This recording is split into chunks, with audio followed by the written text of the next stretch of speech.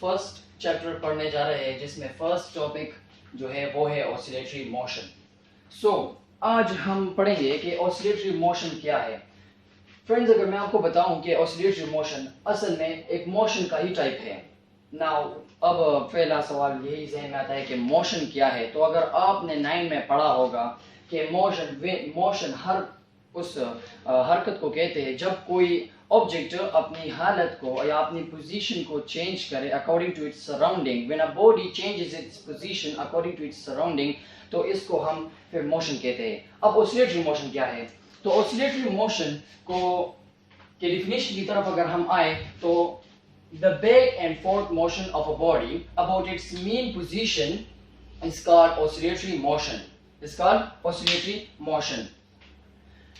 जो भी body back and fourth motion करे अबाउट इट्स मीन पोजीशन तो उसको ऑसिलेटरी मोशन कहते हैं। फॉर एग्जांपल, ये हमारे पास एक सिंपल पेंडुलम हमने लिया हुआ है, या मोशन ऑफ स्विंग भी इसका बहुत ही अच्छा एग्जांपल है। लेकिन यहाँ पर हमने ये लिया हुआ है कि यहाँ पर ये बॉल इस से आवेजा है। जब हम इसको खींचे और यहाँ से इसको छोड़ दें तो ये यहाँ से जाएगा और फिर यहाँ आएगा। तो ये बैक एंड फोर्थ मोशन है और ये इसका मीन पोजीशन है। So the back and fourth motion about it's mean position is called oscillatory motion.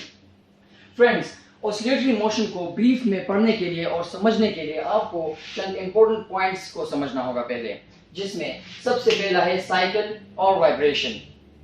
Cycle और वाइब्रेशन। सेकंड नंबर है टाइम पीरियड। थर्ड नंबर है फ्रीक्वेंसी। फोर्थ नंबर जो है relation between time period and frequency. और इसके बाद जो है वो है डिस्प्लेसमेंट। और आखिर में जो आपके लिए जरूरी होगा वो होगा एम्पलीट्यूड। अब आते हैं इन इंपॉर्टेंट पॉइंट्स की तरफ के इंपॉर्टेंट पॉइंट्स में पहला नंबर जो है वो है साइकिल। जी फ्रेंड्स, साइकिल किसे कहते हैं? साइकिल को एक्चुअली वाइब्रेशन भी कहा जाता है। Cycle, one complete round trip of vibrating body from mean position is called one cycle.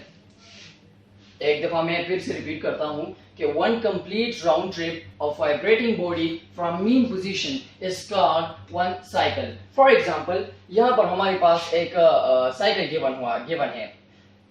ये फ्रीक्वेंसी जब स्टार्ट होती है अपने मीन पोजीशन से तो ये यहाँ से ऊपर एक्सट्रीम पोजीशन तक आती है। एक्सट्रीम पोजीशन जो मैक्सिमम डिस्प्लेसमेंट वाला पोजीशन होता है, मैक्सिमम, वो हम उनको एक्सट्रीम पोजीशन कहते हैं। एक्सट्रीम पोजीशन को आया, फिर नीचे आया इक्विलिब्रियम पोजीशन पर, इक्विलिब्रियम पॉइंट पर। तो यहाँ तक ये हाफ साइकिल हो गया। ये 2 पॉइंट्स जो है ये हाफ साइकिल हो गया। फिर ये नीचे आ गया और नीचे से फिर ऊपर चला गया तो ये हाफ साइकिल हो गया।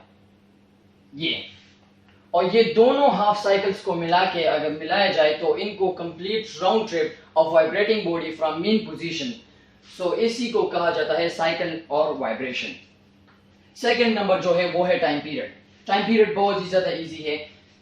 The time required to complete one cycle is called time period. For example, हमारे पास वही एक साइकिल गिवन है कि अगर ये साइकिल को इस साइकिल को कंप्लीट होने में 2 सेकेंड्स लगे, 3 सेकेंड्स लगे, फॉर एग्जाम्पल 2 सेकेंड्स लगे, इस एक साइकिल को कंप्लीट होने में 2 सेकेंड्स लगे।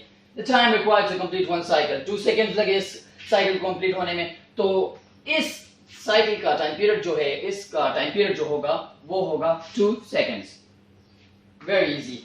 हाँ, टाइम पीरियड का यूनिट जो है it is related to time and this time, so its unit will be of seconds. Next जो है वो है फ्रीक्वेंसी। फ्रीक्वेंसी भी बहुत ज्यादा इजी है। ये इसका बस तकरीबन उलट ही होगा। Frequency, the number of cycles in a second is called frequency. The number of cycles यहां पर आया हुआ है, number of cycles in a second is called frequency. अब ये कुछ इस तरह होगा कि इसके लिए हम इस ग्राफ को जरा एक्सपेंड कर देते हैं कि जब number of cycles in a second, यहां से 2 सेकेंड्स हो गए, ओके, कंप्लीट हो गए। अब इस साइकिल को हमने एक्सपेंड कर दिया। चलो, यहां पर हमारे पास आ गए 3 साइकिल्स हो गए। एक साइकिल यहां तक हो गया, दूसरा साइकिल यहां तक हो गया, तीसरा साइकिल यहां तक हो गया। अब हमारे पास 3 साइकिल्स आ गए हैं।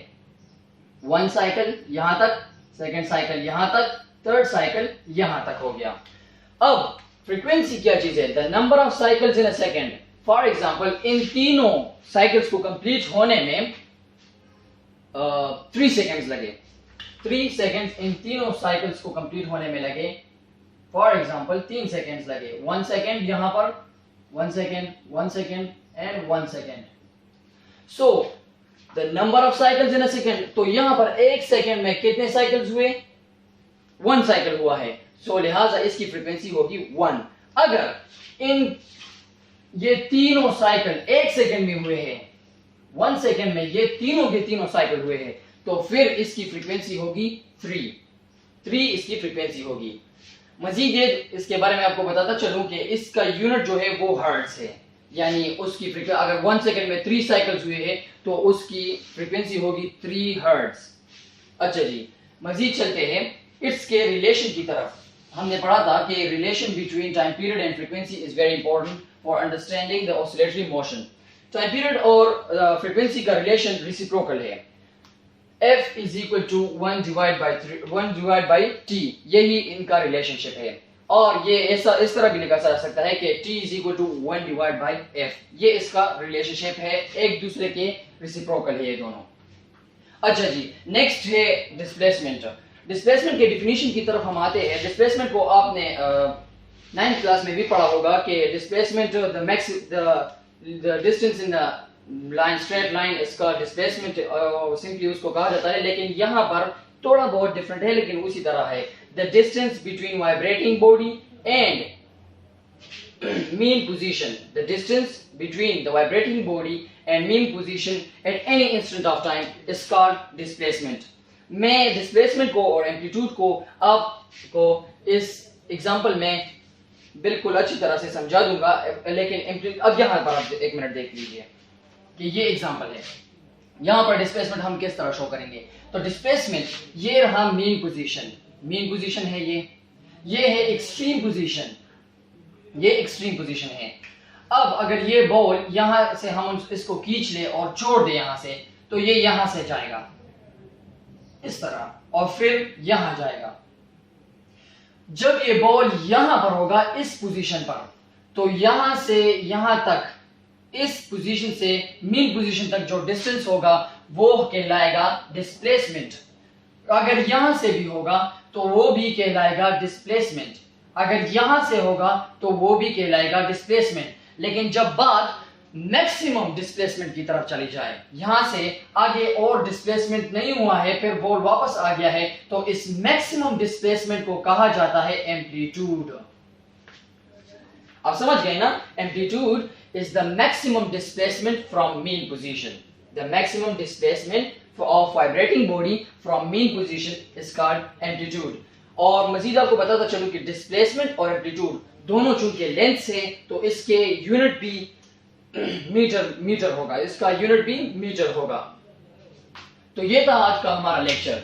फ्रेंड्स, मैं आपको एक दोबारा एक समरी लेता हूं अपने एक लेक्चर का, कि हमने सबसे पहले जो स्टार्ट किया था वो चैप्टर नंबर 1 हमने स्टार्ट किया है, SHM simple harmonic motion and waves उसका नाम है। उसमें पहला जो टॉपिक है वो है ऑसिलेटरी मोशंस। उसकी हमने डिफिनीशन पढ़ी कि the back and fourth motion of a body about it's mean position is called oscillatory motion. फिर हमने इसके बारे में एक एग्जांपल दिया, मोशन ऑफ स्विंग। फिर हमने कहा कि इस ऑसिलेटरी मोशन को पूरी तरह से समझने के लिए चंद पॉइंट्स की जरूरत होती है, जिसमें साइकिल और वाइब्रेशन है, टाइम पीरियड है, फ्रीक्वेंसी है, relationship between frequency and time period है, डिस्प्लेसमेंट है, एम्पलीट्यूड है। फिर हमने इन पॉइंट्स को मजीद एक्सप्लेन किया कि साइकिल किसे कहते हैं। So one complete round trip of vibrating body from mean position is called cycle, और इसको हमने ग्राफ में भी ड्रा किया था, आपको एक्सप्लेन किया। फिर हम बड़े टाइम पीरियड की तरफ, time required to complete one cycle is called time period and its unit is second. Frequency, फिर हम फ्रीक्वेंसी की तरफ बढ़े कि फ्रीक्वेंसी किसे कहते हैं, the number of cycles in a second. फिर हमने इस दोनों को भी ग्राफ की मदद से एक्सप्लेन किया कि एक साइकिल कंप्लीट होने में जो वक्त लगता है वो उसे टाइम पीरियड कहते हैं, और जो एक और नंबर ऑफ साइकिल्स यानी कि जितने साइकिल्स 1 सेकंड में होते हैं तो उसको फ्रीक्वेंसी फिर कहा जाएगा। और फिर हमने इन दोनों की रिलेशनशिप को पढ़ा कि इन दोनों का रिलेशनशिप क्या है, तो वो ये दोनों एक दूसरे के रेसिप्रोकल है। फिर मजीद हमने ये पढ़ा कि डिस्प्लेसमेंट कैसे कहते हैं, the distance between vibrating body and mean position की ये मीन पोजीशन और वाइब्रेटिंग बॉडी के दरमियान जो भी जितना फासला होगा उसे हम डिस्प्लेसमेंट कहेंगे। और फिर मजीद हमने ये पढ़ा कि amplitude the maximum displacement from main position is called amplitude को इसको कहा जाता है। जब हम मैक्सिमम डिस्प्लेसमेंट की बात पर आ जाती है तो फिर उसको एम्पलीट्यूड कहा जाता है। मजीद मैं आपको बताता चलूँ कि डिस्प्लेसमेंट को एक्स से रिप्रेजेंट किया जाता है, कि डिस्प्लेसमेंट को सिंपल एक्स से रिप्रेजेंट किया जाता है। Displacement is represented by simple x and amplitude is represented by x naught, and both are lengths, that's why their unit will be same and that is meter. So उम्मीद है कि आपका आज का लेक्चर आपको आप सभी को पसंद आया होगा। तब तक अगले लेक्चर के तक वस्सलाम।